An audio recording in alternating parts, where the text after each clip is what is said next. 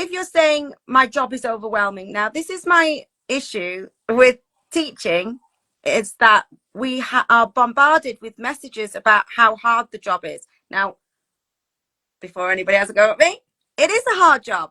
I'm not saying it's not a hard job. I'm not saying there isn't lots of paperwork and that you have to give quite a bit of your heart and soul to it. I'm not saying that. Okay, it is.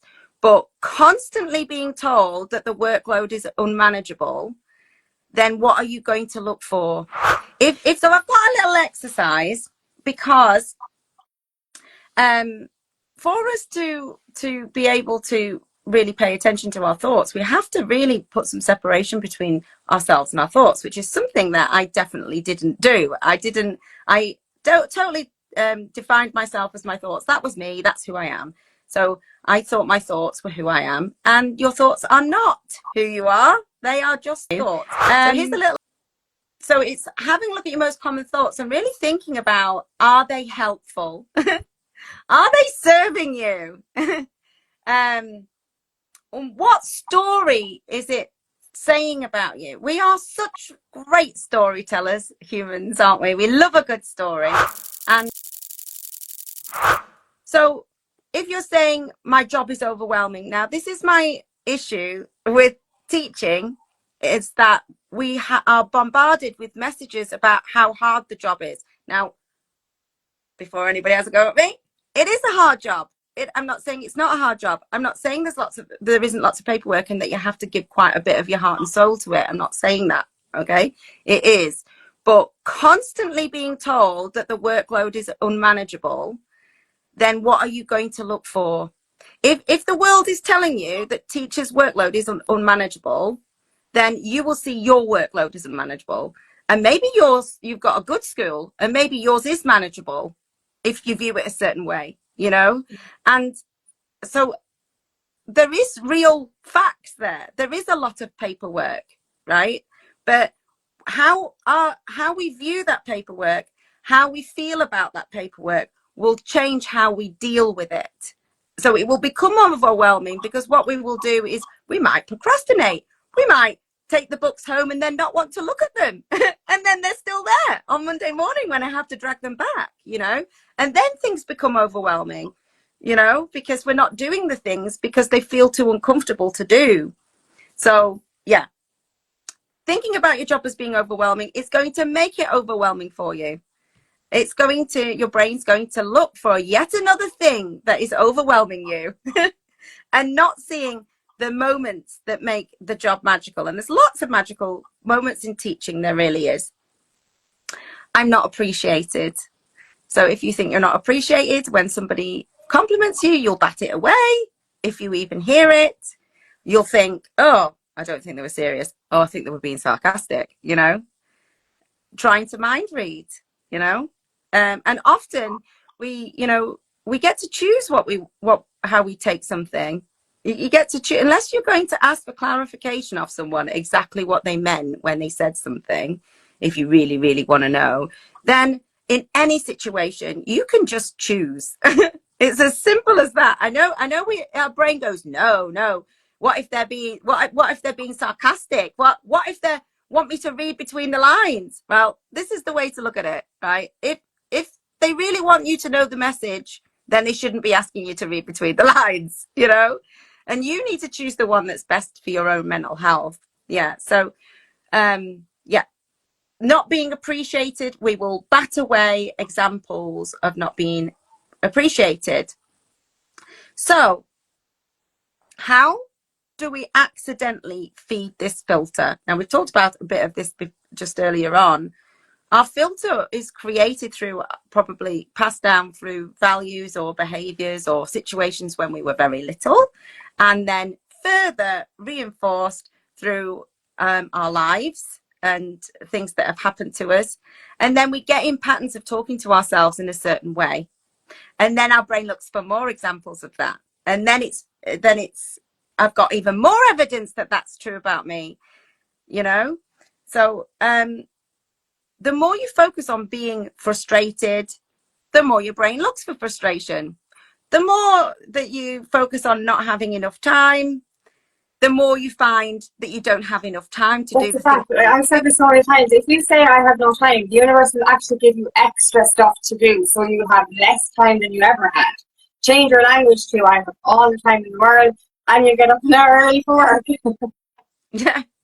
So basically, what we say becomes our inner critic about ourselves. You know, we feed our inner critic by saying, even jokingly, you know, you can jokingly say something that's negative about yourself. Your subconscious will go, oh, that's true. And then it's like giving yourself affirmations, but like bad ones. So we have to be really careful about what we're talking about, how we speak about ourselves, how we speak about our family, our friends, our interactions, how we speak about our life, you know, in general, our how we enjoy our work, the children that we work with. If we feel like, and there's actually, you know, there's been studies where if somebody believes that a group of children are not clever, then it affects the results. So they've done this with rats as well. So they've told somebody, these are the thick rats, these are the clever rats, and then they did an experiment with them. They were supposed to train them, and they found that these were the thick rats and these were the clever rats, when actually there was no difference between them at all. You know, so our perception changes our reality. Yeah, like, and it's just how, even how we speak to people. If we spoke, badly to somebody over and over again, they're going to start believing your words. And that's the thing with narcissistic abuse. Like, when the abuser actually speaks so, badly to you over and over again, you start to believe their words. So it's the same as if you speak to yourself. If you're speaking to yourself badly over and over again, you're actually going to deplete your energy and your confidence, because your mind is going to believe that. And it is that expectation as well. Like, if you see somebody as, like, for example, you could just perceive somebody to be not a nice person, and you will see so many negative things about them, when in actual fact you've never had a conversation with them. And then you have a conversation with them and you're like, oh, I was wrong, because maybe somebody planted a seed of doubt or something. And you just put on, but you see things that aren't even there because of a thought or a doubt that you had, before actually, figuring it out for yourself. And you'll probably have experience of this in your life, okay, to prove that what we're saying is true, that what you think about brings attention to, and your mind will look for. So, for example, say you wanted to buy a car and there was a particular color that you like, and then all of a sudden you notice that color car everywhere. Or I now see my mum's got like this beautiful color car, and I'd never really noticed it before. I thought it was really unique, and now I see it everywhere. I'm like, oh, that's my mum's. That looks like my mum's car. That's the thing. When I was pregnant, everybody around me seemed to be pregnant, and that's just because I was paying attention to it. It's funny, like, and then it's actually the car thing. When you buy a car, like, for me personally, every car I bought, never saw the car before, never saw it on the road, never even noticed it. Then you buy the car and you literally see every model of car is the same model of car as you, and you're like, huh? Where did these come from? It's a fact, like, it's funny how our mind actually picks up on things when we're aware. Yeah, absolutely. So, and that happens with everything. So if you're expecting a child to misbehave before they've even walked through the door, you're going to be looking for it. Not on purpose, not to be mean, not because you want to catch them out, but because that's what your brain thinks you want to see. Yeah, like, if that's what's important to me. Yeah, if you expect to have a bad day, you're going to have a bad day. If you expect to have a row with your boss, you're going to have a row with your boss. If you say you have a bad relationship with your boss, you're going to continue to have a bad relationship with your boss. Say it differently. Your mind will eventually believe it, and you'll actually be able to create that into your reality. Say, I'm going to have a great day. Just start saying that every day, and eventually it's going to work.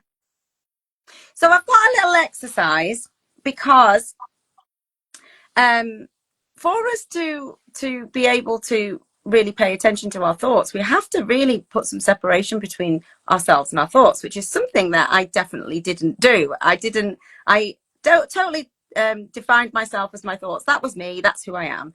So I thought my thoughts were who I am, and your thoughts are not who you are. They are just thoughts. So here's a little exercise to bring awareness to who you really are. Okay.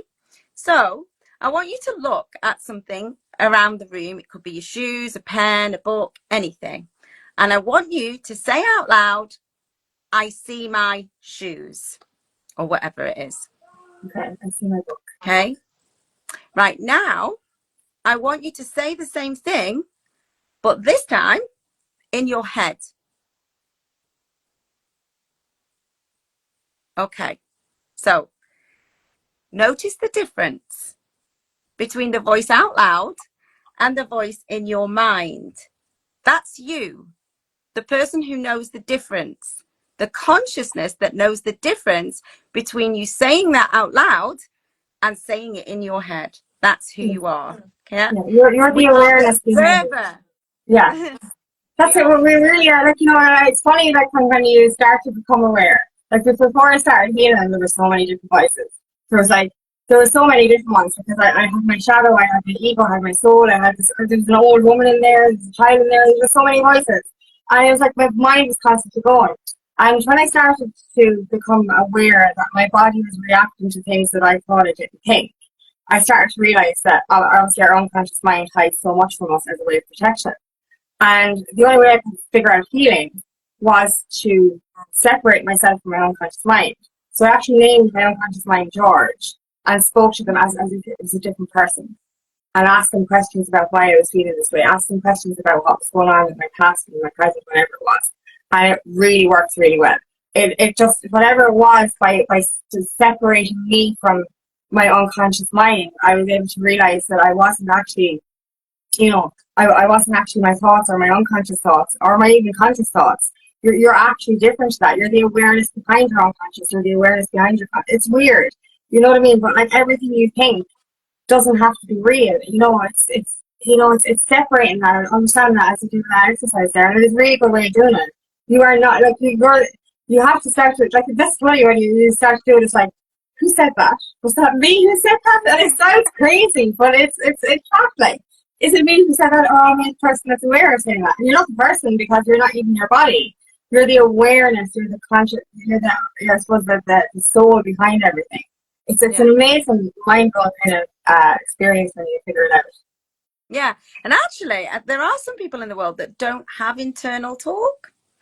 They're just seeing pictures, which I was like, I can't imagine because I'm a really big talker in my head. That was probably one of my problems, but that's probably why I was depressed for so long. But because they weren't very nice things that I was saying to myself. But I find it really hard to imagine what it would be like to not think in words. I think in pictures as well, but like to not think in words. Yeah.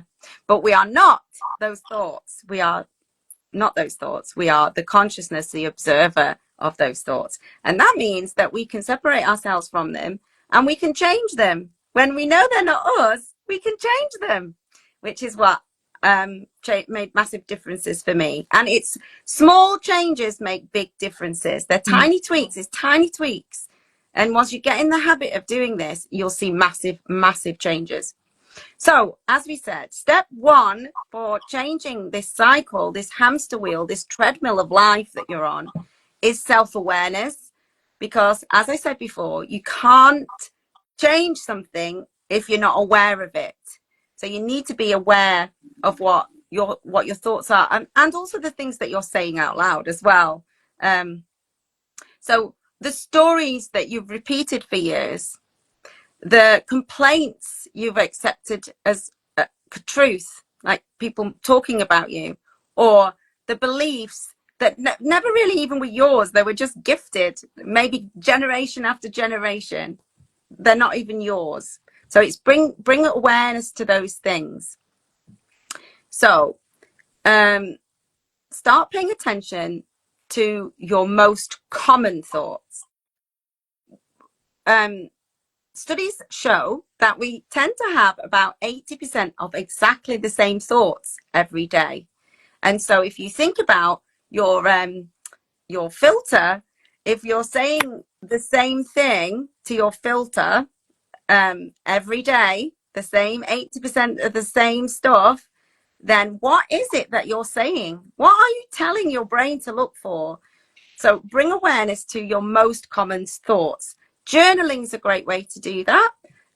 Just noting them down, having a little notebook with you, or thinking about the ones it's like catching them, noticing it, and then going, right, I'm going to write that down later. You can do it that way. Or maybe if you're a bit like me and you can forget things easy, just have a little notebook and go, actually that, because you'll have a thought and you'll go, actually, I think that all the time. Write that one down. Yeah. Or I even use your phone. Like, what I do is send myself text messages. If I don't have my notebook handy or my pen or notebook, I'll just pick up my phone and I type it in as a message to myself. And I go back to it later and then I return it physically. And it is really, really helpful. But what I do as well is that self-talk. It's actually talking to myself. You know, because ask yourself the simple question: is that me feeling this? Am I feeling this for a reason, or is this fear or this thought based on something from my past that can be changed? You know, so it's all about that. And this is, as you journal anyway, you can write those questions or ask yourself them questions and then write the answers as well.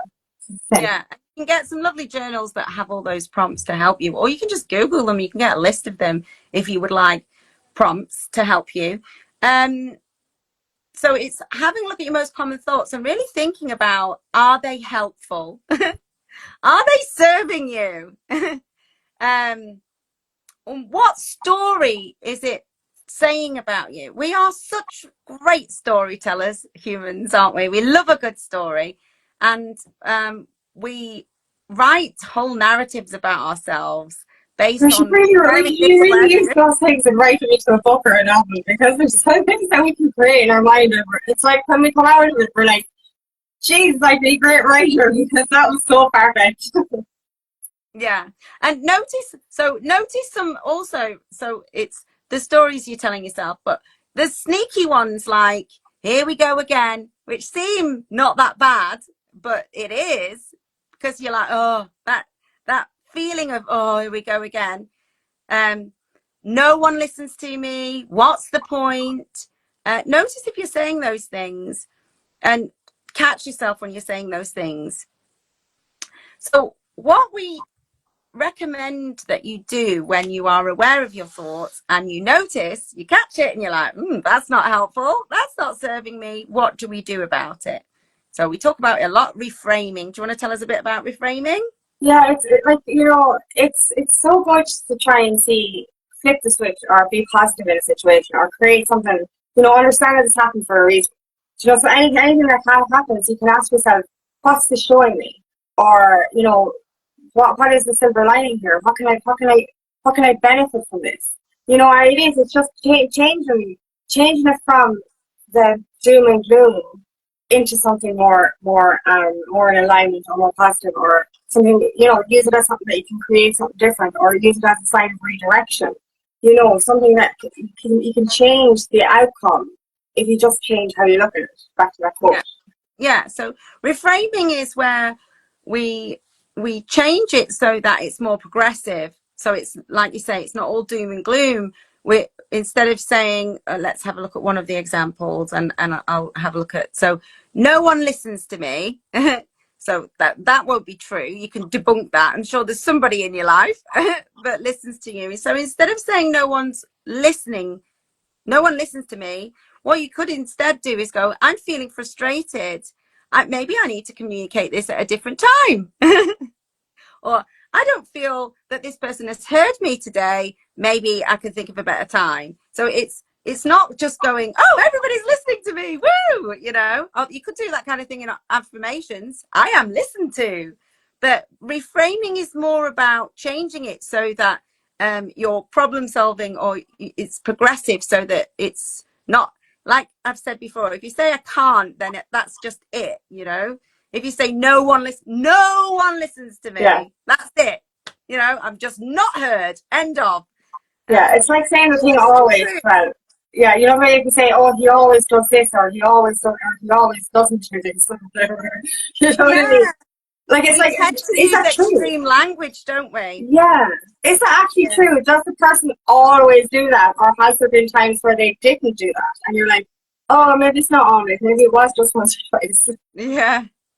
Yeah. And often it's be like, maybe we didn't speak up at the point of the first one, and that's why it happens again. Sometimes people don't listen to you, you know. Some people may not want to honor your boundaries. They might not be the sort of person that you want you're in your inner circle. But instead of saying no one listens to me, you could say, this person doesn't want to listen to me, so I'm going to stop talking. Yeah. That's silence is a really powerful tool for people that don't listen to you. Silence is very loud. Yeah, yeah, definitely.